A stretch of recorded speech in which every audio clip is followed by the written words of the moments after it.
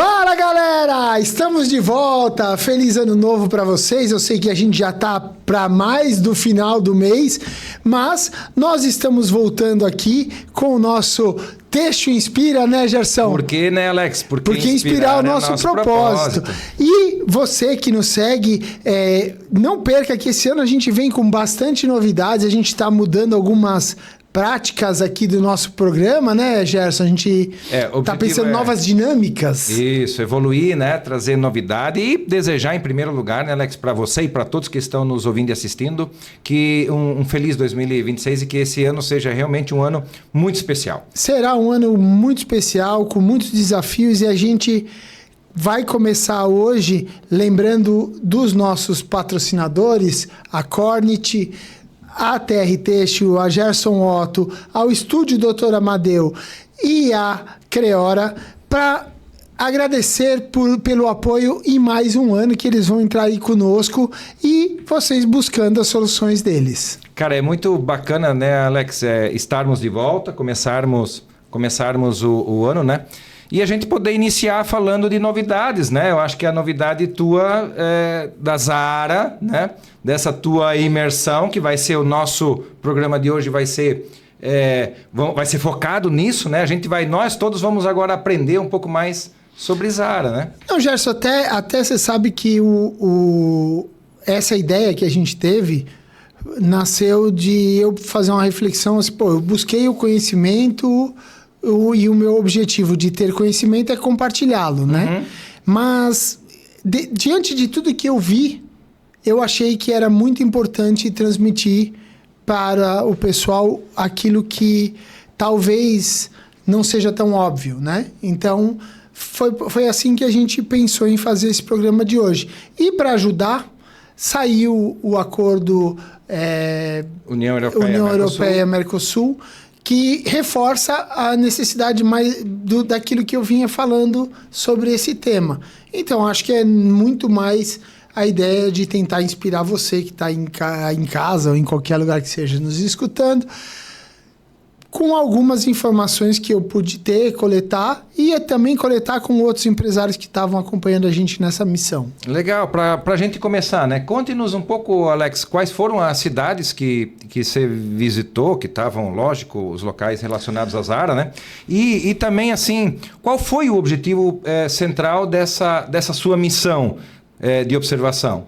Então, Gerson, eu enquanto profissional, sempre tive curiosidade e desejo de entender mais profundamente o que é o ecossistema Inditex.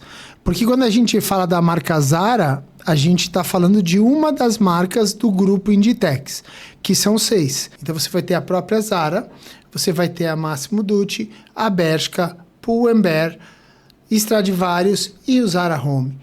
E são 6.000 lojas no mundo.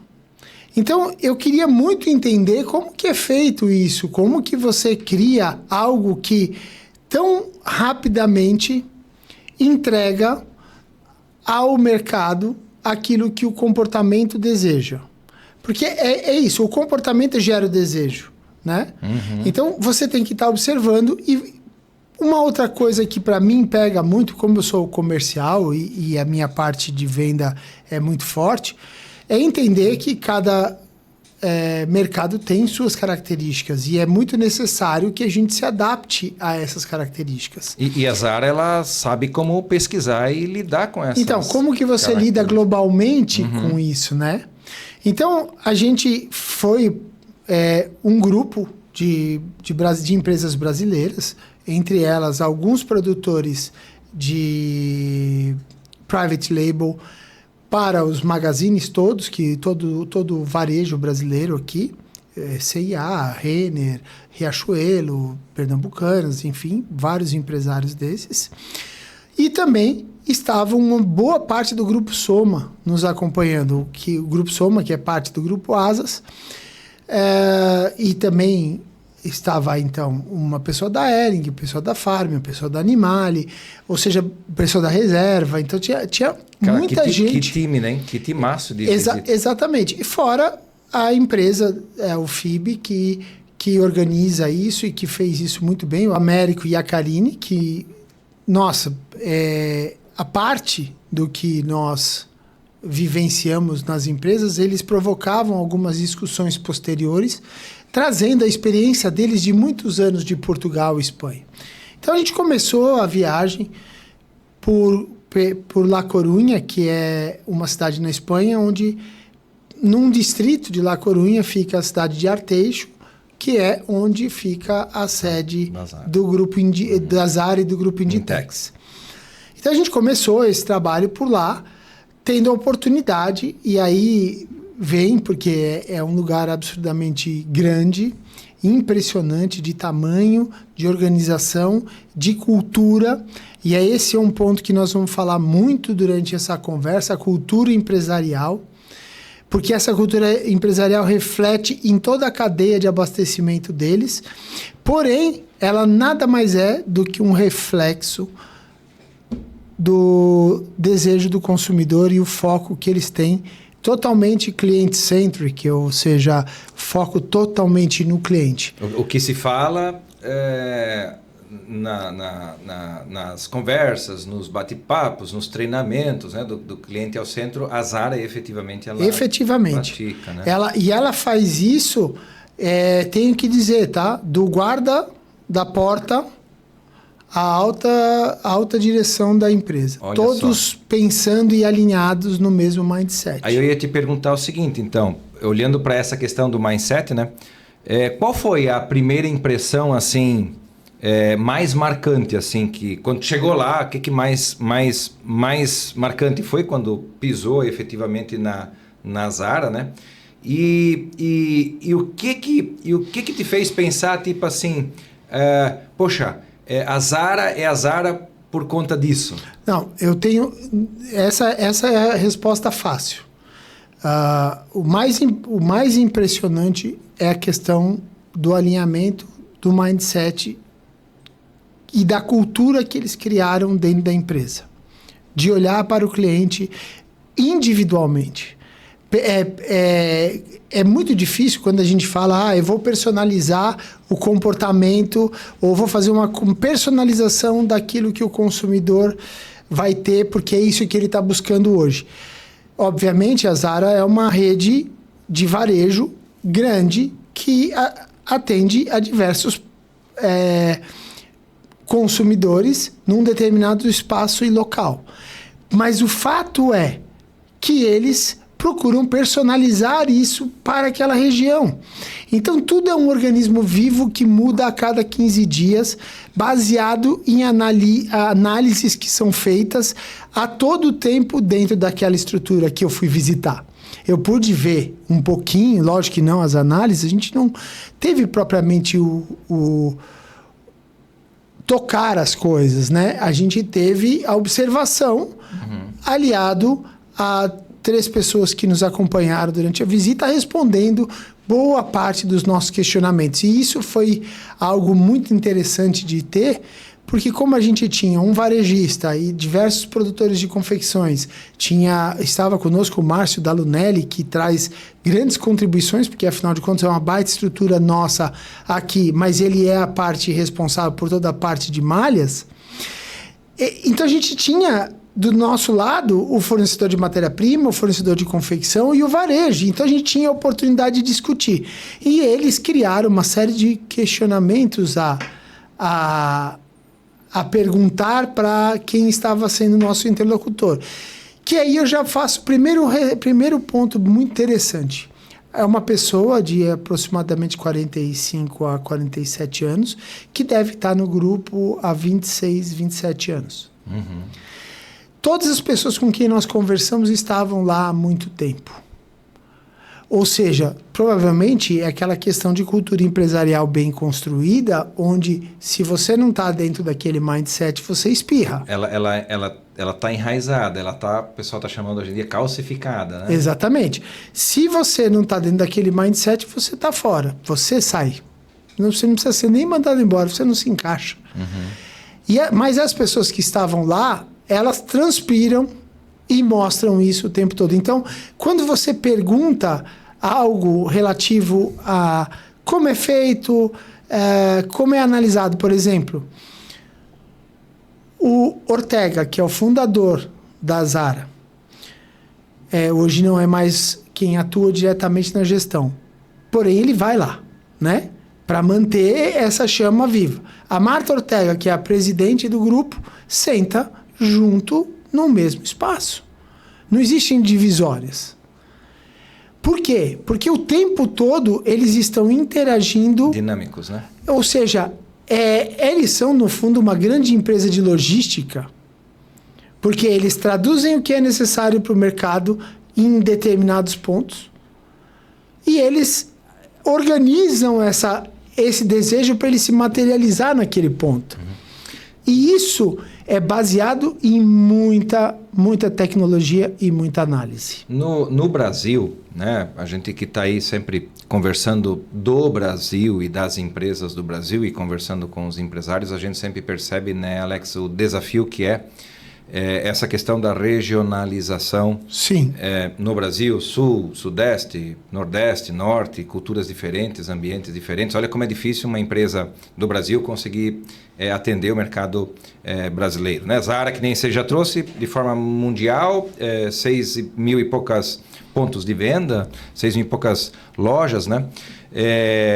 Você já trouxe aqui essa questão de, poxa, não, eles observam as questões regionais e fazem viradas nesse sentido, né? Se a gente pensar assim, a atmosfera da loja, assim, né?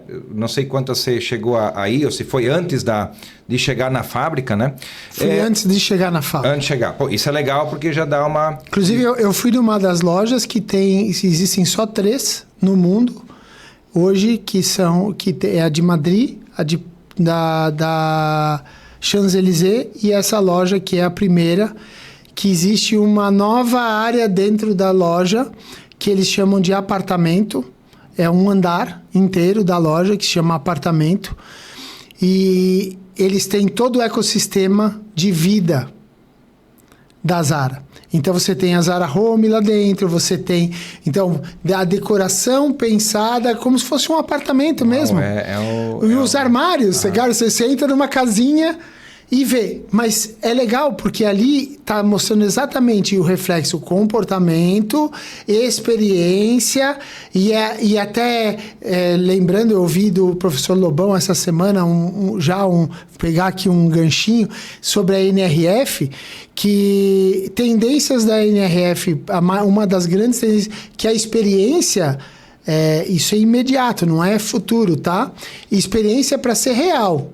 Não para ser só, eu quero promover uma experiência. Não, você não está promovendo experiência fazendo mais do mesmo. Essas lojas conceito, né, que agora abraçam, né, as pessoas e fazem assim, vem entender a tua casa, né? Como exatamente. Ela pode ser, exatamente. Né? E eu vou te falar, por exemplo, no ambiente masculino, que é o nosso, vamos botar. Eu sei, eu tenho uma certa treinamento hoje para ir lá e montar um guarda-roupa para mim, né? E ir lá, escolher uma peça, ver como compõe o meu look e tal. Mas, por exemplo, no mundo masculino, no começo, o homem entrava numa loja, ele não sabe, às vezes, montar. E se você chegar numa loja Zara hoje, você sai com look. Se você voltar em 15 dias, você sai com outro look. Porque eles cuidaram disso para você. E é a mesma coisa agora estão fazendo com a vida. Olha só. Nessa questão do apartamento, se você pegar... Cara, vem ver aqui como é que é a tua vida. Aqui, assim, você decora a sua casa desse jeito. Agora, tudo isso é baseado, como eu falei, em muita tecnologia embarcada nessa história. A gente teve a oportunidade de ver, até foi um dos pontos que chamou mais a atenção de todo mundo, sabe? A gente viu uma mesa de análise, que eu chamo uma mesa de análise, eu chamei de mesa de análise, não é que chama assim. Eram diversas pessoas sentadas ao redor de uma mesa com uma tela gigante. Nossa telinha aqui é totalmente desproporcional à tela dela, mas imagine isso aqui 5 vezes maior. E nós sentados, e os executivos com diretores, e eles estavam analisando o comportamento e fazendo planejamento, que é a tua área, né? Fazendo planejamentos e, pasme, tá? Tudo que vai para as lojas da Zara vai para La Coruña, para o estoque deles ali, né? E de lá é dividido e distribuído para o mundo todo. E o mais interessante, quando a gente olha para outras tecnologias que existentes, como Machine, né?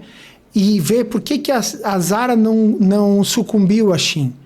Porque a Zara, apesar de não estar oferecendo ao mesmo nível de busca tecnológica através das redes sociais, os algoritmos e etc., embora ela também o faça, mas não da mesma forma que faz a Shein, ela olha outros aspectos de comportamento e regionalização. Então, não é simplesmente jogar lá e fazer. Aí você soma isso, estilo, é uma busca incessante por estar chegando na hora certa, que é o detalhe nessa história toda, tá? É uma reatividade absurda. É incrível, né? E uma cadeia de produção orquestrada para isso. É muito interessante. Isso a gente pode falar daqui a pouquinho. Eu ia te perguntar, Alex, para a gente fechar esse contexto da loja, né? O merchandising, olhando para as lojas, assim, ele é muito diferente em relação ao Brasil? Não. Como é que tu percebeu? Você sabe o que eu vou te falar, Gerson? Que é uma coisa que eu percebi da viagem e eu acho que esse ponto é interessante trazer porque isso ajuda a gente também a entender um pouco do nosso mercado. É absolutamente impressionante o volume de movimento que existem nas lojas. A gente passou... Eu fui visitar a loja na Espanha, em Portugal, depois fui no Marrocos, depois eu fui para a Alemanha numa outra parte da minha viagem. Então, eu tive em vários países e é muito normal, é como se fosse um copia e cola. Você tem o mesmo conjunto de lojas, porque são aquelas marcas que são as marcas europeias e todas elas estão ali presentes em todos os lugares.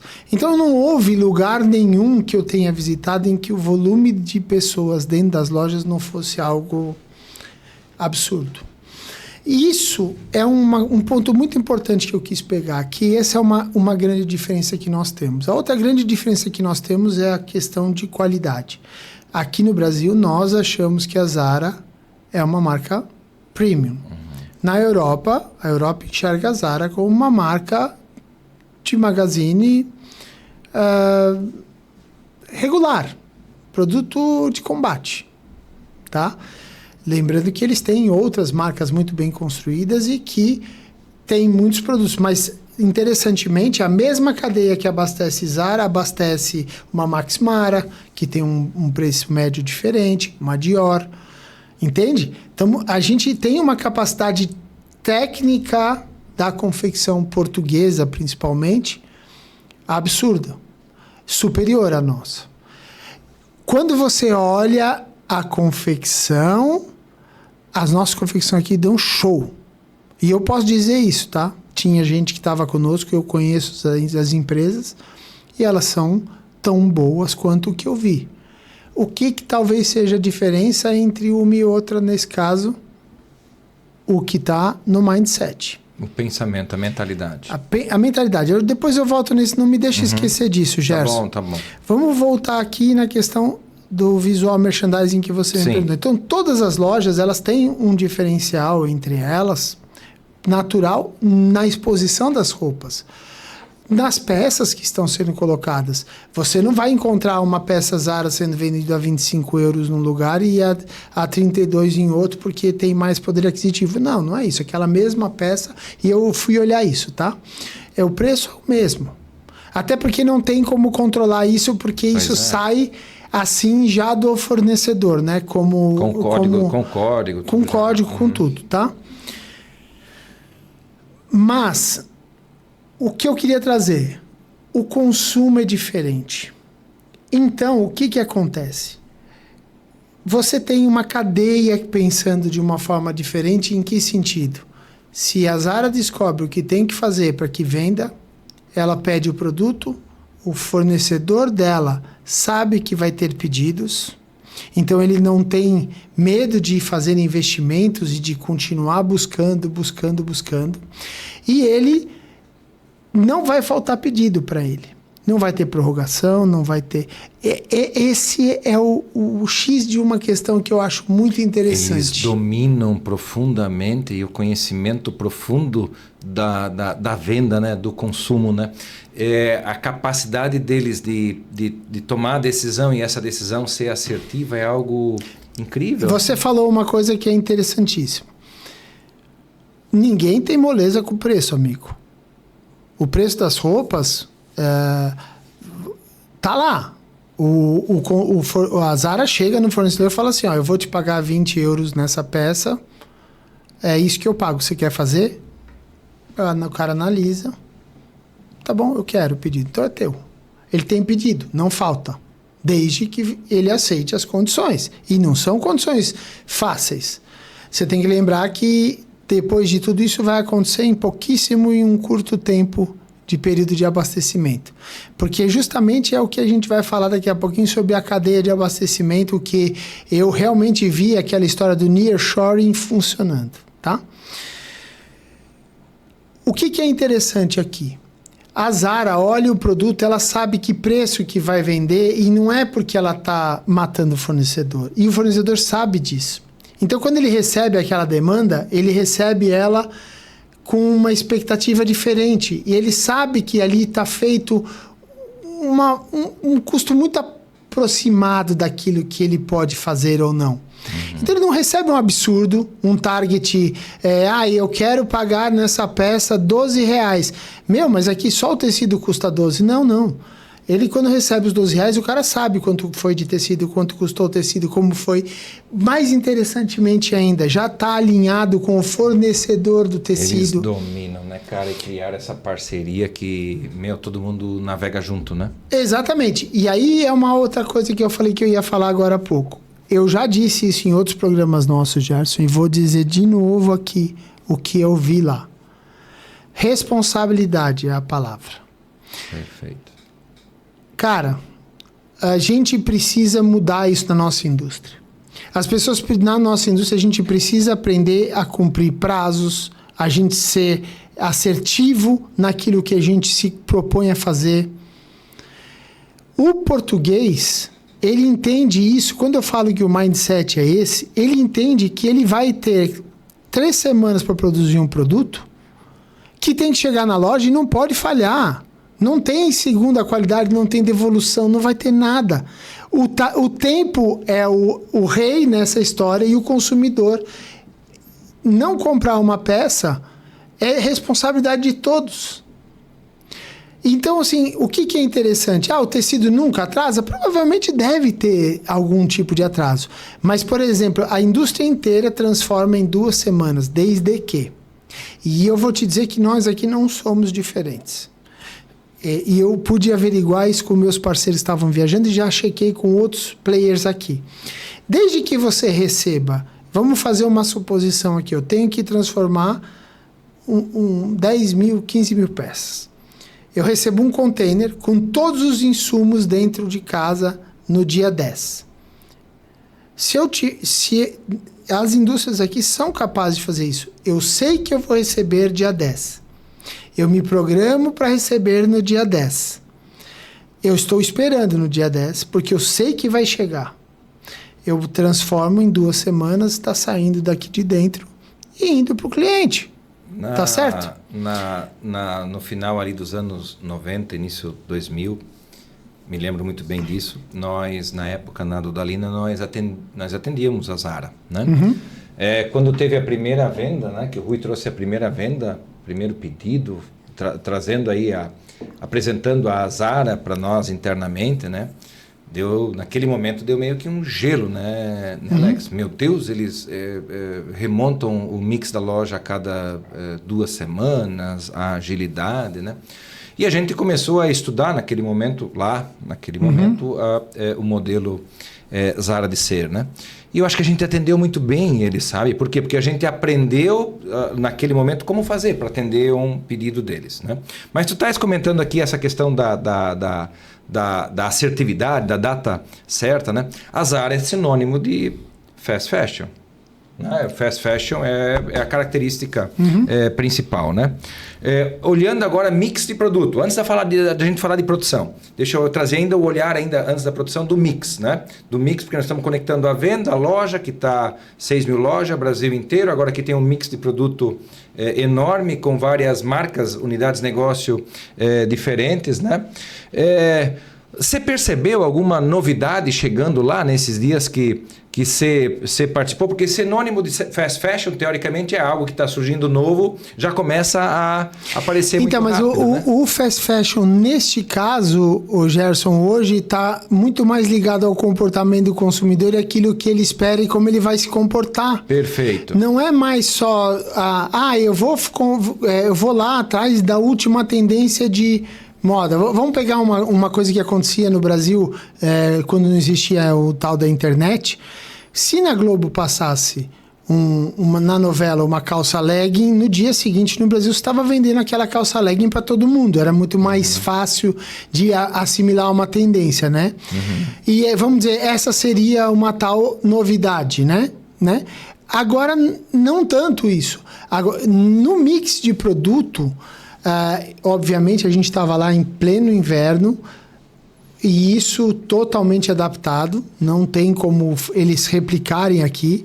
O mix de produto era muito invernal, para inverno pesado, era Europa em pleno final de novembro, início de dezembro, né? Eu cheguei lá em 27 de novembro, cheguei 23 de novembro e voltei e saí de lá dia 27 de novembro para a Alemanha. Era muito inverno. Então, assim, em termos de mix de produto, assim, eu vou voltar a dizer, nós não estamos tão atrás. A qualidade do que estava na loja, eu via melhor do que algumas coisas que a gente tem aqui. Tá? Porém, é muito interessante ouvir isso de quem produz depois. Não, a qualidade lá é um pouco menos exigente do que os outros. Ou seja, foi aí que eu vi que a gente estava longe. Quando a gente tem dificuldade de alcançar essa mesmo patamar de qualidade, e como você falou, tantas fábricas já fizeram Zara aqui no Brasil. A gente estava fazendo um bate-papo, eu, Dani e Maiara, semana, e a gente estava tentando, na nossa conversa, tentar identificar qual é o maior problema, por exemplo, de uma loja, o maior problema do lojista no Brasil, né?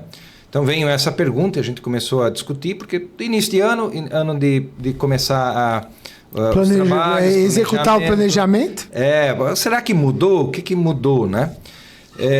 E a gente também fez essa pergunta olhando para a indústria, né? Mas eu vou me voltar para a loja, porque Zara é loja, né? E no nosso bate-papo, o que a gente percebeu, né? Primeiro, né? Que o problema, basicamente, ele é o mesmo do que era há 20 anos atrás, do que era 10 anos atrás ou 30 anos atrás, que é a remarcação, né? Remarcar preço é um grande problema do lojista que prejudica completamente ele a nível de fluxo de caixa, né? Faz com que o produto fique velho na loja e ele tem que fazer ali a promoção por conta da sobra, né?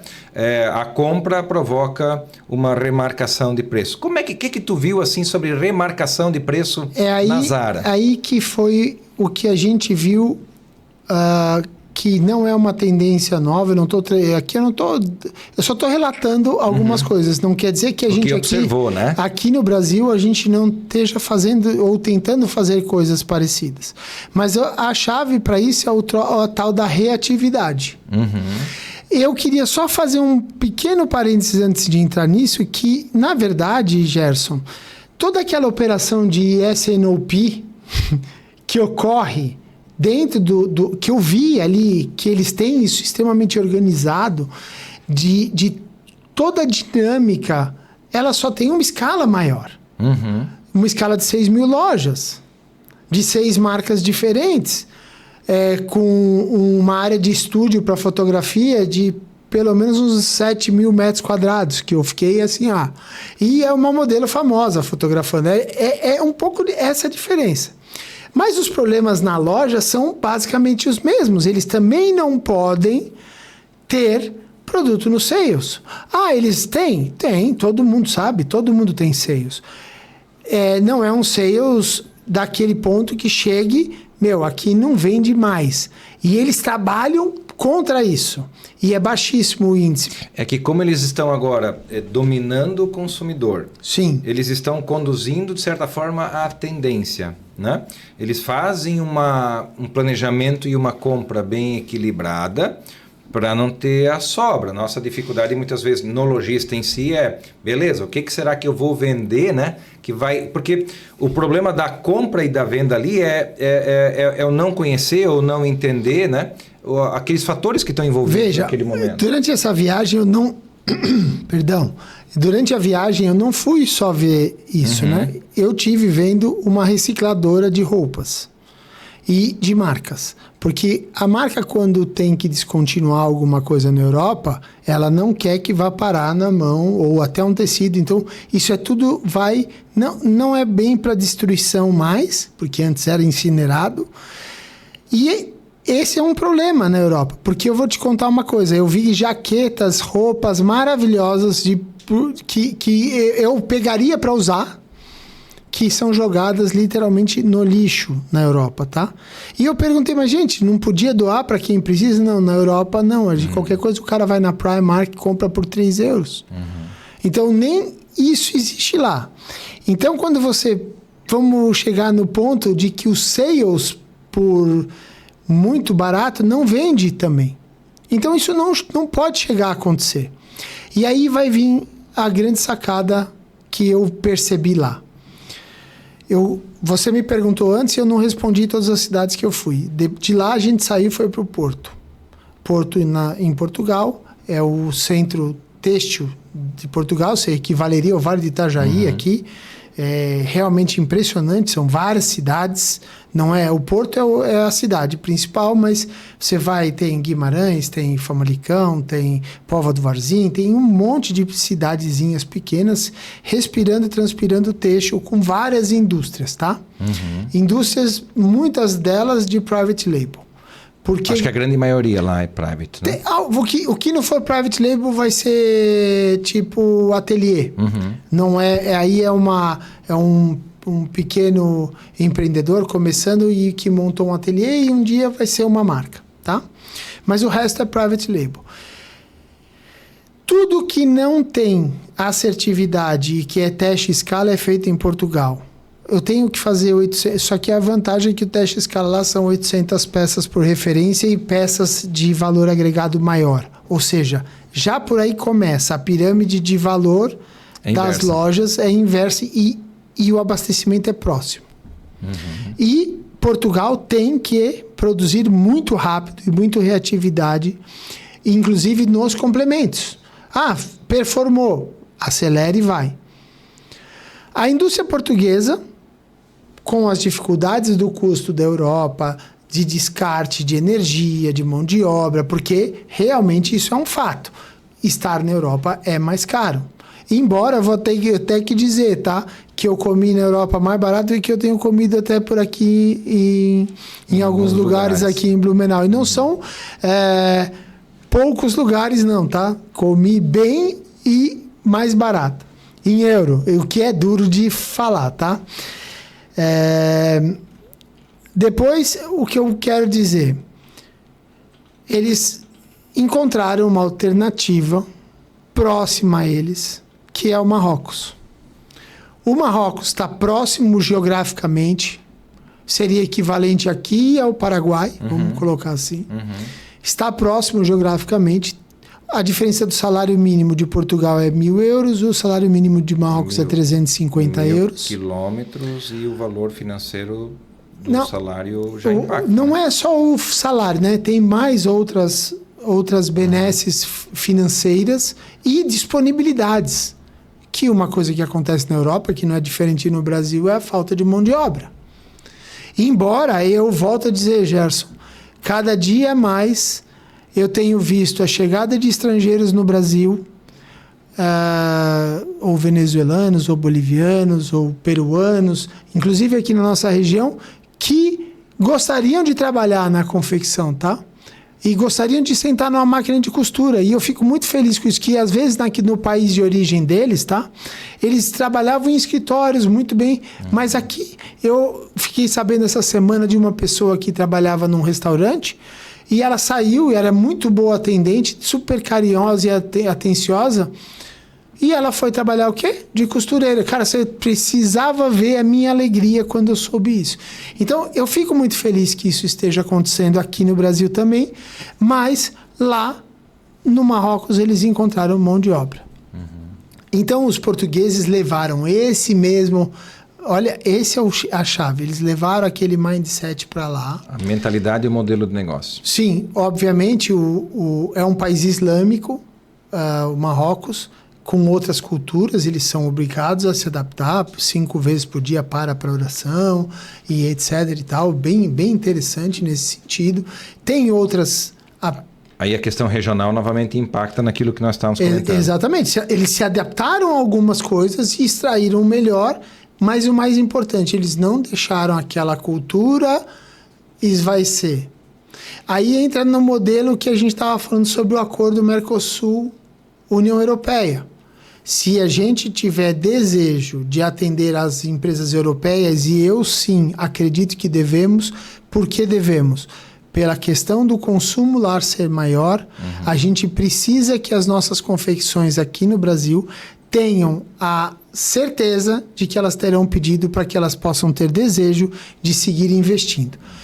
Falar em Europa, a gente fala em 460 mais ou menos mil pessoas, né? Fala dos Estados Unidos, é 300 e... No bloco que foi gerado nesse acordo, são 800 milhões. 800 mil, Então, se a gente está falando de um povo aí para consumir e de um mercado onde a gente pode ser a próxima alternativa. Porque lembra que eu estou trazendo a alternativa. Como é que funciona no Marrocos?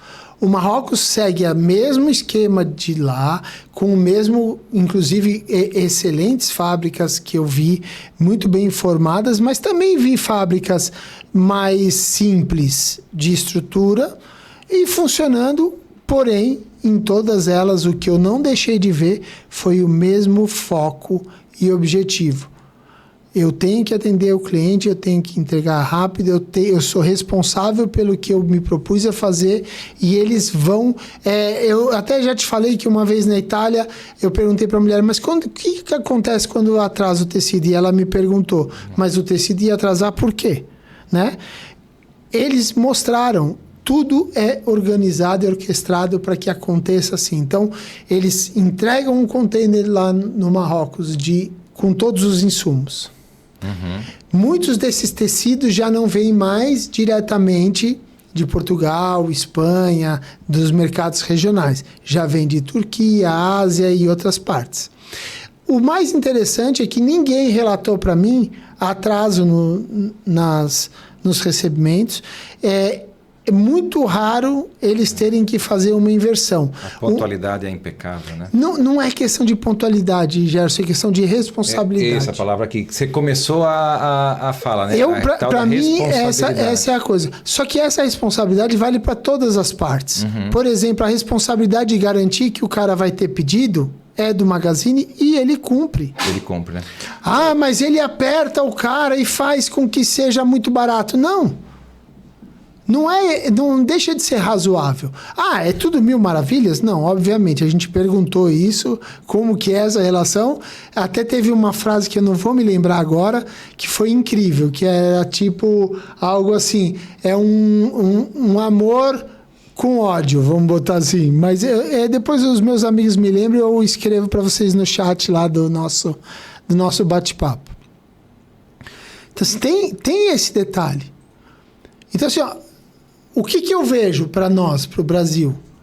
Para nós também é uma oportunidade. Se a gente conseguir de alguma forma, e eu vejo formas aonde? Na questão da sustentabilidade, porque lá não existe mais esse...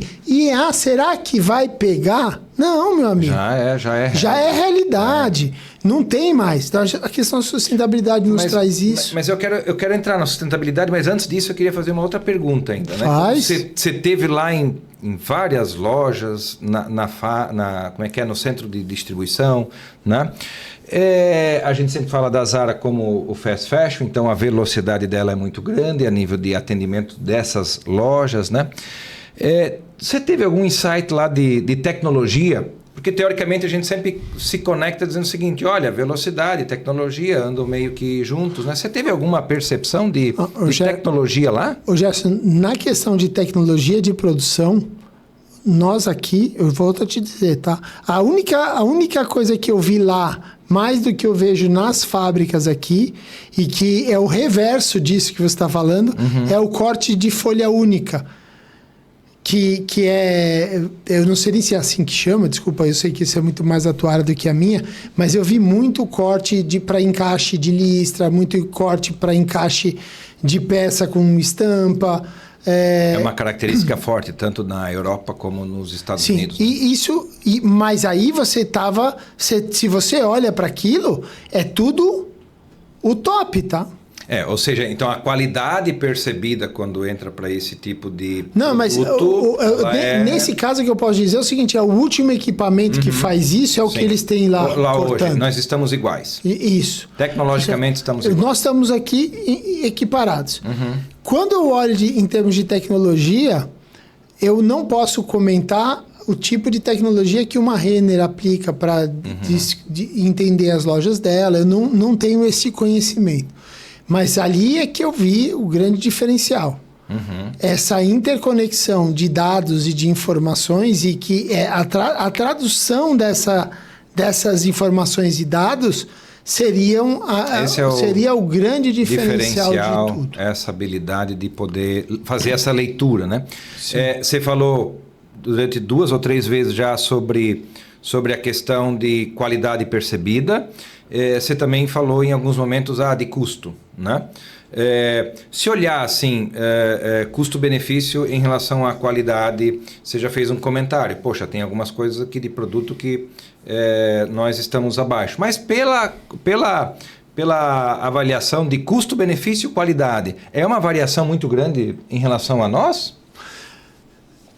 Gerson, eu vou repetir uma frase que eu ouvi durante a viagem e vou repetir agora ela porque eu ouvi ela ontem também. O custo de fazer certo e o custo de fazer errado é o mesmo. Fazer, estou dizendo.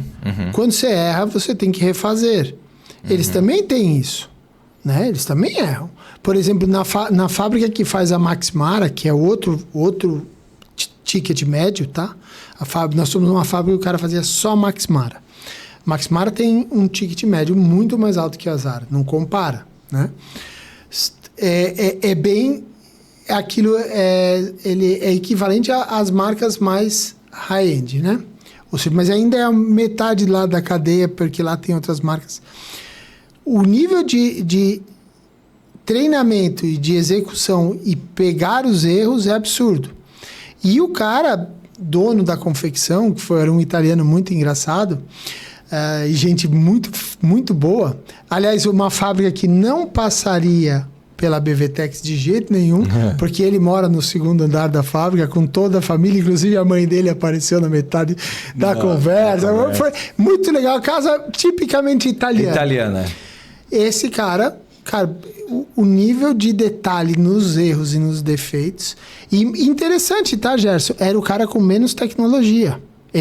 Fomos à fábrica que o cara tinha na revisão, máquina pneumática que subia e descia a peça no cabide para você fazer a avaliação.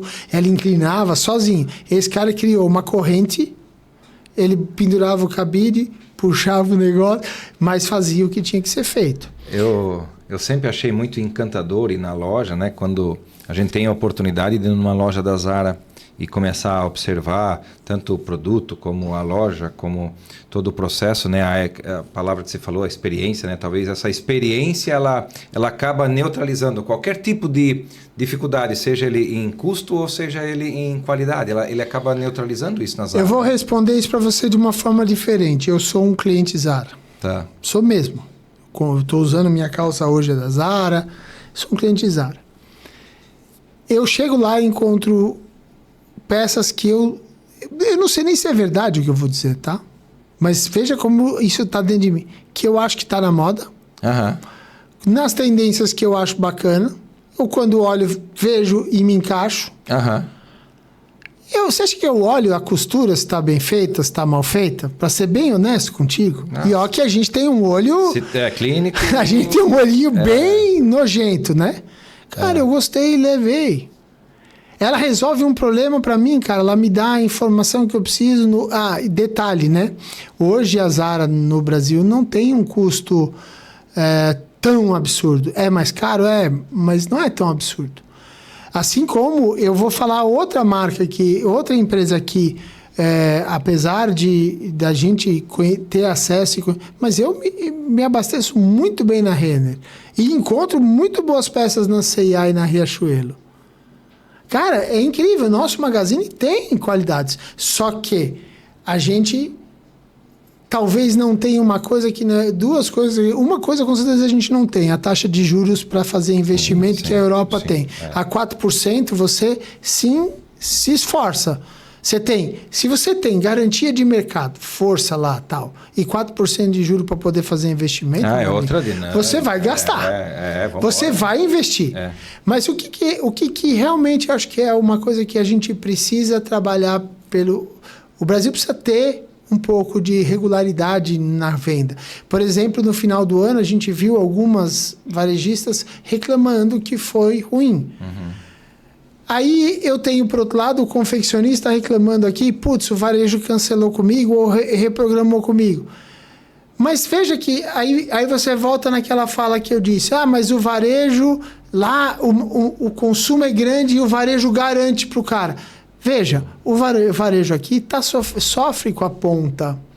Então, como é que ele vai dar essa assertividade de estar garantindo os pedidos para o fornecedor dele, se ele vive na corda bamba também? Então, a gente tem que entender que a gente tem essa regionalidade da nossa economia, do Brasil. Temos uma questão de informalidade muito grande. Clima diferente. Então, a gente tem isso. Ô Alex, a nível de tendência, cara, assim, cor, corte, tecido, tá muito diferente o que você viu na Zara lá em relação ao que a gente tá hoje tendo aqui? Ô Gerson, a gente ainda vai ver, né? Aí que tá, né? A gente tá falando... o que a Zara tava botando na loja lá era o inverno. O inverno vai chegar aqui vai chegar agora. Na próxima coleção. Então, assim, eu não sou o cara... embora se você me perguntar, eu ia chegar nisso, mas nosso tempo está meio que esgotando. Eu quero chegar nas tendências que eu vi da moda esportiva. Eu vou ter mais duas perguntas para ti, tá? Então assim, se você me perguntar da moda esportiva que eu vi, a gente hoje aqui tá de pau a pau. E temos boas marcas fazendo bons produtos. A gente tem algumas tecnologias para incorporar, basicamente, que são duas, mas depois eu falo. Vai. Olhando para a sustentabilidade, porque a gente teve um início desse processo que eu disse, daqui a pouco a gente fala para ele. Agora entrando nesse tema ali, né? O que você percebeu, então, de movimento da Zara, da própria Zara? Não é da Zara. Não é da Zara. Esse assunto de sustentabilidade, assim, não adianta a gente ficar remando contra algo que já aconteceu. Em 2030, meu amigo, já está aí e já funciona, já tem as regras, tem multa. Para você ter uma ideia, existe uma coisa que é o seguinte, está vendo essa tampinha da garrafa aqui, ó? Hoje você não vai num lugar e pega uma garrafa de água, você não pega uma garrafa de água que você não tem, é responsabilidade do cara que te vendeu recolher para reciclar. Nossa, os materiais sustentáveis são olhados de outra forma, então, a ética tu lembra que eu falei, práticas, né? Tu lembra que eu falei da roupa? Que eu fui lá na recicladora? Sim. Tá, aquele cara da recicladora, ele espalha 800 containers por toda a Espanha para coletar as roupas. Sabe quanto que esse cara ganha de dinheiro com todo o trabalho de reciclagem que ele faz hoje? Não tenho ideia. Diga lá. Ganho de dinheiro zero.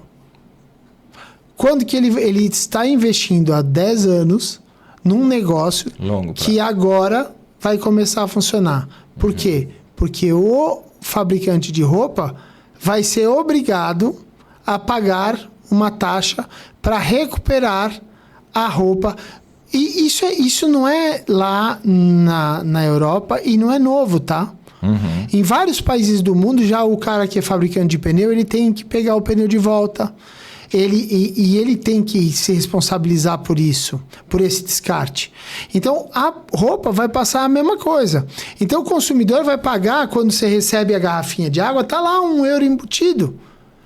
Só que quando você devolve a garrafinha no cara, ele te devolve €1. Entendeu? A percepção, a visão é outra. Mas isso é uma realidade. É o mundo atual lá já existente. Exatamente. E ele vai dominando outras regiões. Então, o que eu penso? Que a gente aqui tem essa possibilidade, primeiro, porque toda a nossa matriz energética é extremamente limpa, né? A gente tem uma cultura... eu não estou querendo ser... Nós estamos à frente de alguns polos produtores de confecção no mundo em termos culturais. Quando eu digo culturais é o seguinte, a gente já está arraigado com determinadas coisas. Eu vou te dar um exemplo simples. A nossa cidade tem separação de lixo, a gente sabe a importância de reciclar determinadas...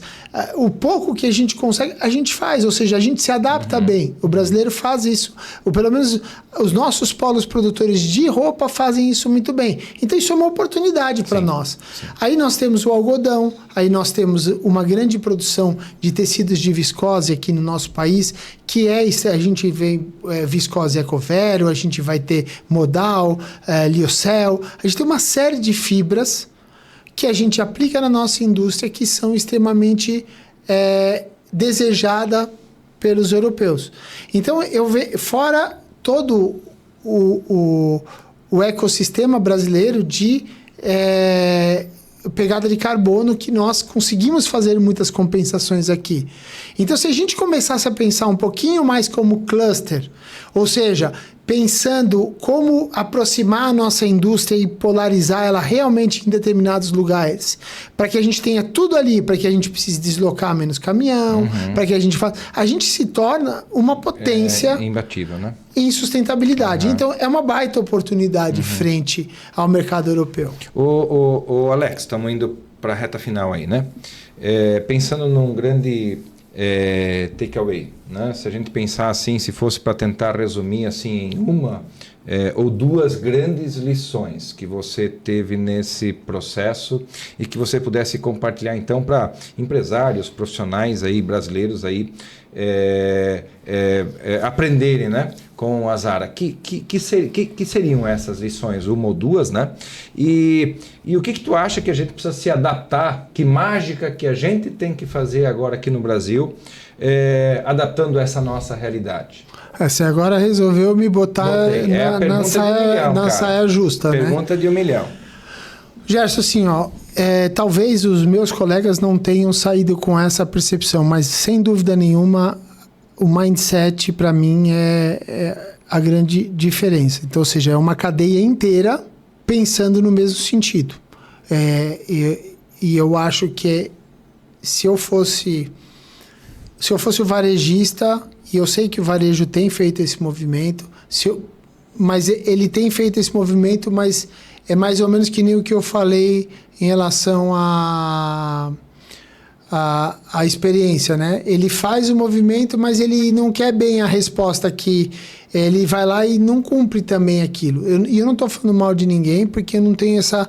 Mas eu vejo isso acontecer, é a observação também. Por outro lado, a cadeia inteira precisa entender que... eu sempre falo isso, né? Eu sendo um produtor de private label, a minha área comercial é o varejo. E para o varejo, eu sou a produção dele. Se a gente quer um resultado melhor para os nossos dois negócios, a gente tem que ser integrado. Então, eu diria que ver essa integração, e quando eu digo talvez a palavra mindset, é a minha forma de dizer, né? Mas a verdade é que é o seguinte, o empresário português está lá esperando e de acordo com aquilo. Ele sabe que ele tem que fazer aquilo. Se ele tiver aquilo, ele tem pedido. Se ele fizer o pedido, ele tem o resultado dele. Se ele precisa investir numa fábrica especialista, e isso eu vi muito, tá? Um dono de 5 fábricas, cada uma só faz calça, mas ele faz. E ele não tem medo, talvez porque com 4% facilite. Então, eu te diria, mas é isso, é ter esta integração, eu diria que é algo necessário. E aí vale até para o pequeno varejo. Porque a gente hoje vê no pequeno varejo, Gerson, uma dificuldade muito grande em o cara apostar, botar dinheiro, é muito dinheiro colocado na frente para acontecer aquilo. A confecção, a pequena marca que usa o varejo multimarca, ele também sofre com isso, e a gente vê a cadeia não se abastecendo e não girando bem engrenada, né? Eu acho que é essa coisa. Que bacana. Alex, primeiro te agradecer por compartilhar essas informações que são extremamente valiosas, né? Importantes, né? Também aí deixar uma mensagem final e um conselho, de repente, aí para... Ô, Gerson, primeiro eu quero dizer o seguinte, né? Tudo que eu estou trazendo aqui foi a minha forma de observar, somado um pouco às opiniões dos demais que estavam comigo, o que foi compartilhado comigo. Claro que talvez tenham observações diferentes, inclusive porque o olhar é diferente. Mas é dizer que, assim, tem alguns pontos que eu gostaria de destacar. Primeiro, o Brasil tem e vive um momento de oportunidade com esse acordo com a União Europeia. Segundo, nós precisamos melhorar sim, mas nós já somos muito bons. Terceiro, é olhar para o cliente e saber que o cliente ele é movido pelo comportamento que ele quer adotar perante a sociedade, com as influências que ele sofre no dia a dia. E que, se a gente quiser que sobre menos roupa, a gente tem que aprender a abastecer uma parte próxima, uma parte a média distância, alguma coisa para ser competitivo tem que vir da Ásia, não vai ter jeito. Tem coisas que o Brasil perdeu as competências. Ele não domina, né? Ele não faz, porém, está na hora da gente começar a dominar novas competências. A gente, por exemplo, vive numa região de extrema produção de malharia, né? Mas por que não buscar o plano? Né? Por que não ter novas competências de costura? Eu me perguntei muito isso. Eu, particularmente, você talvez conheça, mas eu não conheço nenhuma fábrica que faz blazer hoje aqui na nossa região. E eu vi caras fazendo blazer a rodo. Por que eles estão fazendo blazer? Porque ali é o que vende um pouquinho menos de volume, não tem tanta escala, embora lá as escalas são diferentes, e ele precisava do nearshoring. Então, por que de repente, por nearshoring disso, os nossos blazers estão vindo da China? Sim, tem oportunidade, né? Ou seja, sabe? Então, é isso que eu queria deixar. Vamos olhar para as oportunidades, ganhar novas competências, olhar para os nossos negócios com orgulho, porque eles merecem. Nós não perdemos olhando as fábricas portuguesas, gente, eles têm costura interna. Nós temos um cluster de costura aqui, porque eu vou dizer, nós temos esse ecossistema de costura próximo que a gente pode aproveitar. Então, assim, é muito bacana nosso mercado, nossa competência. Então, assim, eu volto positivo, sabendo que o Brasil e as empresas brasileiras podem ir além. Mas vamos melhorar a atenção à qualidade, melhorar a atenção ao respeito aos compromissos que a gente assume. Porque com isso a gente vai se tornar mais profissional. Incrível. Perfeito. Eu acho que enxergar as oportunidades, né? Tá. Alex, eu vou tomar... eu sei que todos que nos ouvem, nos assistem, têm pouco tempo disponível, mas eu vou pedir uma gentileza a cada um que está nos assistindo para ir comentar o episódio de hoje, né? Vai lá e comente. Não, por favor, vai lá e fala, o Alex falou um monte de besteira. Tô disposto a escutar. O Alex falou coisas maravilhosas que são, né, incríveis também, né? Então, pode tanto elogiar como criticar, que não tem problema nenhum. Então, não, pedindo estamos essa abertos. gentileza. E quem quiser, quero saber mais sobre isso. Estamos abertos, tanto no Texto Inspira, você no meu Instagram pode entrar lá, pode me pedir. A gente... isso que a gente faz aqui, né, Gerson? É para você.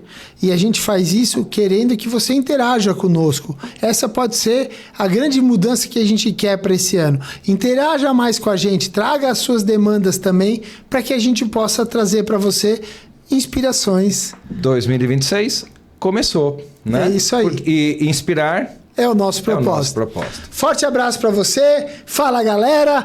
E é nós. Obrigado, Gerson, por mais um episódio. Até o próximo, hein? Até o próximo. Tchau, tchau.